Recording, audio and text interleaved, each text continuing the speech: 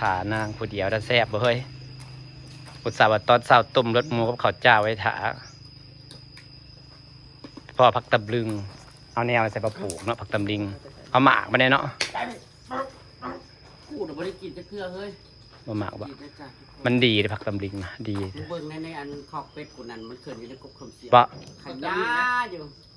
คือแทนน่ะคือมันแต่มันปลูกว่าแซ่บอ่ะถ้ามันมาคั่วไว้มันหักอยู่ป่ายพวกคำเสียมันขึ้นสูงเลยเด้เอาให้มันลำมันกระปลูกได้จ้ะบ่ม่วงนะฮะบ่ได้บ่ก็เอาลำมันแล้ว เอาลำมันปลูกบ่ไปมื้อนั้นงอดน่าจะสิมันเป็นยาเลยผักตำลึงน่ะดีได้บ่ลำเน็บกะคำมันในมันก็ได้แม่นครับมีหมากเอาในมันยอดมันนั่นอยู่ทางหลังกกสมเสียวใกล้มันเป็นยาปลูกขายบ่เบ้อฉันไปปลูกขายปลูกพักปลูกหญ้าขายปานนั้นฉันก็รวยตะบ้าเนาะบ่สิย่านบ่มีหม่องเมียนเงินคือฉันดิติสวยจุ๊บเบ้ย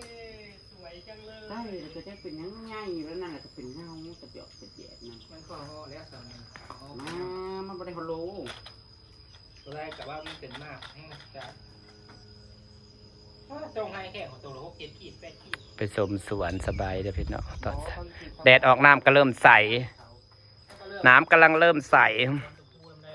แต่เขาถ่าโซลาเซลล์แห้งจังสิเปลี่ยนหน้าเป็นน้ำใสไปเลยใสติ่งหลิงไปเลยอันนี้มันเป็นน้ำขุ่นแต่มือนั่นแต่มันยังใสออกเนาะอ้าวเนาะอ้าววะโยสาวไว้ถ่ายวิวสาวไว้ถ่ายวิวแล้วถ่ายจ่อเอาวิวงามเท่าไหร่วิวใส่กับคลองนะมันสิเป็นบาลานซ์กันมันสิงามฉันมักจับมุมต้นไม้ผู้ละพี่ยังตีผู้ละพี่ยัง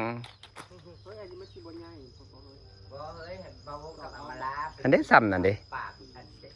อันนี้กระซ้ำนะฮะตอนสุปีกระซ้ำนั่นแหละ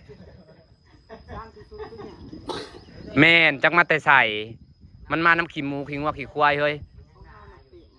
แห่งใส่ขี้หมูแห่งหงานี่มาหลายมาน้ำขี้หมูพวกหงามันน้ำขี้หมูขี้งัวใด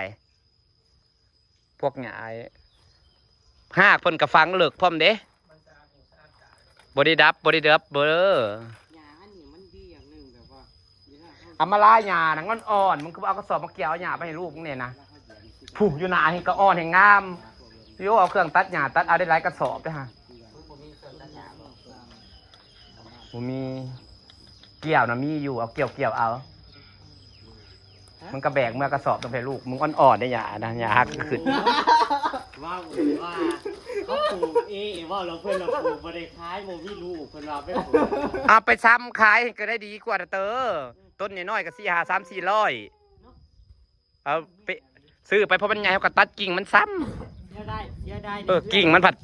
นี่ง่าซ้ำนี่ก็100 กว่าบาทเลยซ้ำนี่ก็100 กว่าบาทเลยเราไปซ้ำติดมันกว่าคนซื้อบริอึดแห่งกันนี่เขาจังหวัดซ้ำขายในพระราชซ้ำขายในเซลล์อยู่เจ้าซ้ำขายจ้าเอาบอกเก่งฉันนั่นเงินทางการขายอันนี้ก็สิบได้ดอก50 ปลูกผักขายดอกไม้จ้ะอันนี้มันโดนได้เจอหนึ่งอันนี้ได้50กระบอกเพชรว่ามันซื้อมาเบิร์ดเป็นแสนกระบอกเพชรเขาซื้อเบิร์ด7,000เขายังบริหินอะไรอยู่ใส่อยู่ใส่เงินน่ะดิมันแผ่ขยายตี้ขยายกับไผ่ซื้อจากขนมเพชรเขาบ่ค่อยเล่นของบ้านเฮานะบริหิตคือไทยครับไทยว่าต้น1-2-3 พันเขาหิตเด้หิตแต่มันมีจักคู่10 คู่ 11 คู่ 12 คู่แห้งแพงบ่นี่เฮือนน่ะ11 12 คู่น่ะหลายสิเอิ้นกีบมันเด้เป็นกีบนะอ๋อเขาบ่เล่นตอนนั้นคนไทยเขาเล่นกันเด้ซื้อดินซื้อต้นไม้ซื้อเม็ดสารพัดอัพวาสวิกลางขึ้นเลยอันรวมๆแล้วนะเบิด7บ่แล้วบ่ได้ขายครับเอาต้นน้อยๆนะพอล่า200 300ซื้อมาน่ะแล้วก็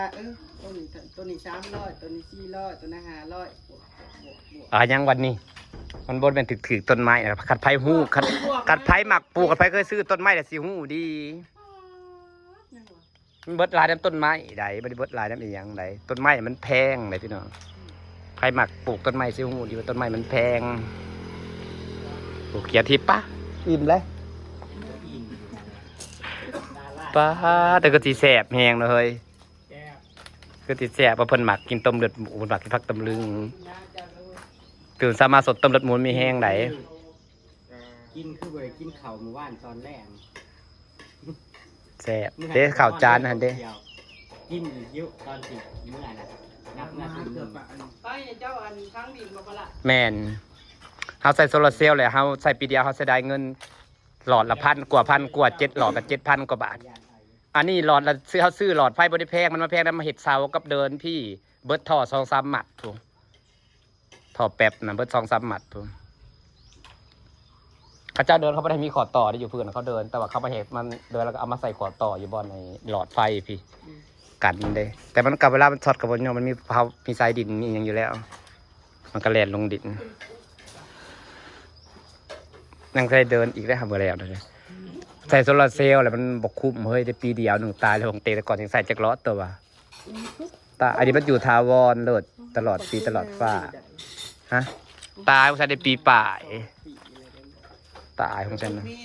ตั้งหลอดละ1,000 กว่าบาทบอยความคิดก็คือแบบว่าอันนี้มันอยู่ถาวรอย่างน้อยหลอดขาดก็เปลี่ยนแต่หลอดก็พออยู่ยาวเลย แล้วก็แจ้งสว่างซ้ำตามเขาจะเปิดก็เปิด ดีกว่าค่าไฟก็บ่เกินดอกไหนถึงเปิดแจ้งเบิดนี้ค่าไฟเดือนนี้700,000จ้ะมึงเท่าไหร่ 700,000 กว่า 750,000 สับกัน คือกันคือสับกันว่า มึงยังว่า มีอำมาลาถือ รถน้ำโน่นนี่นั่น เปลืองน้ำใดบางทีของเต็มนะเปลืองน้ำแอร์เปลืองน้ำใดพร้อม ยีนี้โกงบินค่าไฟ ครับ จะมา 30,000 ถือเท่ ค่าไฟเคย4-500,000 30,000 เดือนนี้นะเฮ้ย บอกเขาว่า แต่เดือนฉันเหยียบร้านนะคะ เดือนตะกี้30 มันเป็นทุกข์ของเต๋อจริง ปั๊บก็เรียกแล้วก็สิได้ขับไปหาหน่อไม้เด้อพี่น้องเอ้ย มันก็เป็นไปไม่ได้เลย ฮอดผู้ใดได้นี่นะมานั่งคิดฮอดเฮ้ยวะ คุยเกี่ยวกับไปสัมผัส อ๋อสิไปเพิ่นสิไปเกาหลีพี่น้องเอ้ยหากระหุ่นจักเพิ่นสิไปเกาหลีเลยเอ๊ะ เจ้าคิดจะไปหรือบ่เพราะว่าเป็นเขาสัมผัสมานี่ ถ้าจะผ่านแล้วก็ผ่านเลยได้ไปบ่อ่า แปลกมันคือบทโทรมาหาเบอร์ข่อยเลย เบอร์มันอยากเด้ บ่ได้ไปกับมาหาถ่ายคลิปมากับมาล่าแหละเพิ่นได้หลายกว่าเกาหลีอีกฝากบรรยากาศไว้ซั่นนี้นะพี่น้องจ้ะจะพาคนไปหาหน่อไม้ก็เด้อ ไปเกาหลีก็ได้ก็